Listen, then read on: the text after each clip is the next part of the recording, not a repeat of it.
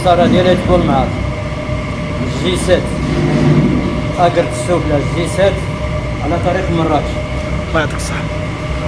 اسمع الرقم ديالكم اللي بغى يتواصل معكم مثلا. بغا يتواصل معنا مرحبا به. بالنسبه للمواطنين والمتتبعين كيتسائلوا بالنسبه يعني بغاو يشريو الزيت مثلا هنا بالنواحي ديال بني ملال هنا، زيت الجوده يعني كتبيعوا نتوما كتبيعوا كطحنوا كنبيعوا تنطحنوا وداك الزيت ديال الجوده الله يعطيكم الصحه. برومي كاليتي. شنو كتقول الاخوان اللي بغا يلتحق يعني يجي عندكم بغا هنا؟ يجي عندنا حنا مرحبا به.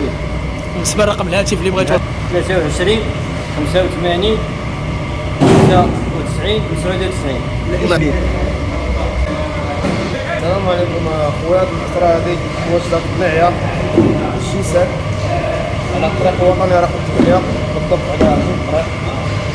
هذه المعصرة هذه صراحة النيفو ديالها طالع والماء ديالها كاليتي، مش كاليتي ما كاين لا غش لا والو.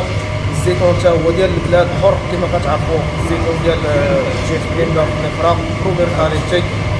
وبالنسبة للثمن راه المعاملة وكلشي مزيان، وكاع العمال تا هما تيخدموا بنية صافية والحمد لله كلشي غير خير والرزق راه كاين الله يغيث.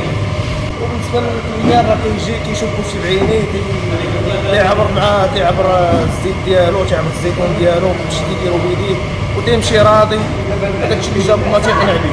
شكرا.